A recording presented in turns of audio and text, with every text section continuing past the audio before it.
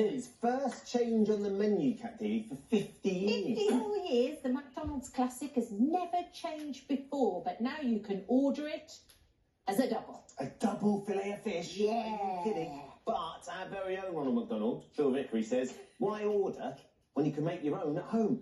I have to come clean here. The last time I had a fillet fish burger was in America, probably about 40 years ago. So it was only 10 at the time.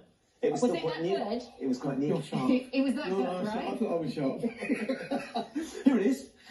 So it's a very simple combination. But like all great cooking, whether it's fast food or whether it's elaborate food, combinations work. And that works because you've got tartar sauce, which has capers and gherkins and mustard. Then you have the lovely crunch of the fish. Then you have the cheese, which, as I said earlier on, if you were a professional chef saying, "Oh, it's a really good dish I'm going to do. I'm going to put some cheese on it," you'd be laughed out the building. Fish with the cheese. Yeah. Exactly, but it is specific type of cheese.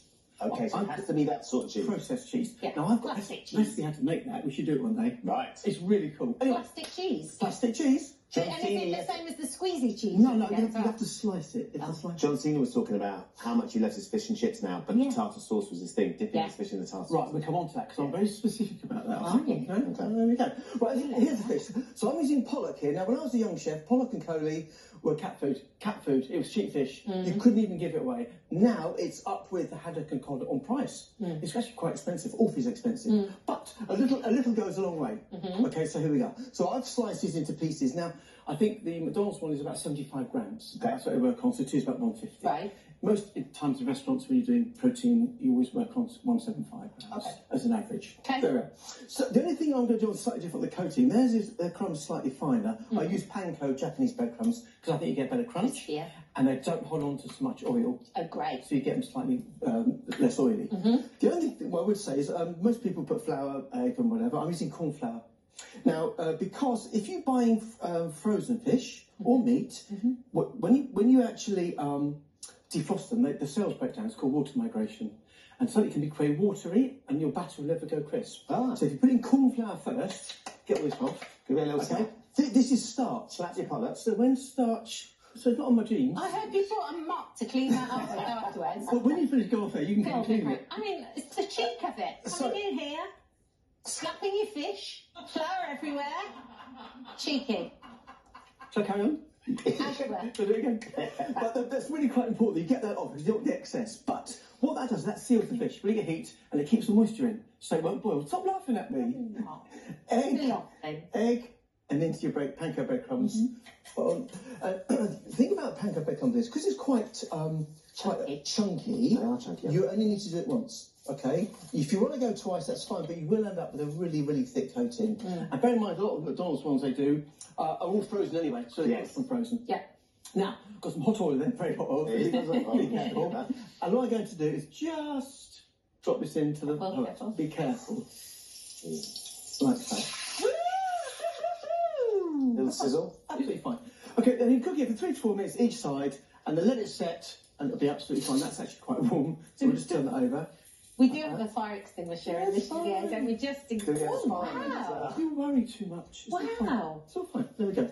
So that is actually quite hot. But the point being is, I don't mind that too much because I'd much rather have that and finish it in an oven than the other way around, really, because it soaks up too much fat. Yeah. Okay. Now, what I have got is some here, which I want you to look at that. And I'm just going to lift this one off here because that's it. That's not too bad now. There we are.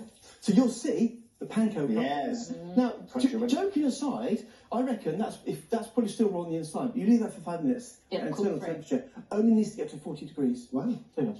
So what you get is a coating here. Now, on the McDonald's one, they do a bun, cheese, and also tartar sauce. Yes. Now, there's a lot of debate to which way you do that. Yeah, like your scones and your jam and cream. Exactly. But before we get to that, let's talk about my tartar sauce. Now, I made it years ago when we had the restaurant. Very simple, but I like it chunky and I like it punchy. So, spring onions, capers, chopped gherkins, nice. A little pinch of sugar, because that counteracts the malt vinegar you're going to put into it. Now, most commercial tartar sauce, if you look on the decoration at the back, it'll say turnip. Grated turnip gives it like a peppery kick. Oh. So instead of that, I add Dijon mustard to mine. Nice. So 2 teaspoons of Dijon. It's a mild, it's not like a raspy English mustard, but it has a nice, what I call, flavour profile that brings everything together. Yeah. So the sweetness. Then, chopped parsley or chives is up to you. I will literally mix that together.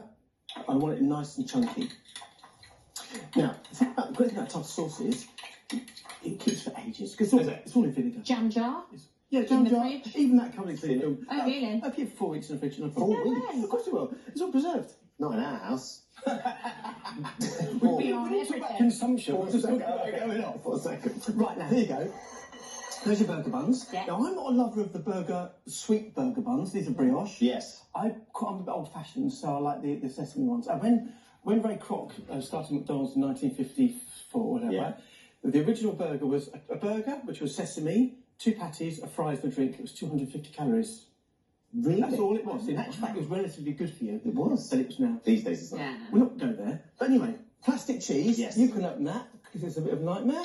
You can open yours. Now, I normally would put my... Oh, no, hang on. Tartar sauce underneath. So that goes on the bottom then? So that becomes almost like With the the butter. officially... Yeah, the butter or the mayonnaise underneath. Where does this go?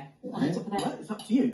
I'm just going to put it out there. Got to go between. I would put the cheese. Sorry, the fish. You can put Then the cheese. I would put the cheese. Yes, I think because it that's will right. melt with the residual heat. Yeah, nice. And then I'll put the second one on top. Okie dokie. And then, here. Oh, yeah. On the top as well. On the top as well. Put that on there as well, like that. Look at that. Yes, please pop me on there, please. Thank you. And we've also done these for you as well. A few fries as well. Right. Now, Now what do I do? Just... you pick it up, and I'm going to laugh at you this time. This is not going Squeeze to it be down. pretty. Ladies and Joking gentlemen. aside, that combination of colour, texture, Oh, tartar sauce, the crunch. the crunch, Look at and the you. cheese does bring it together. I hate to say that as a serious professional chef, but there we are. The It works. crunch is...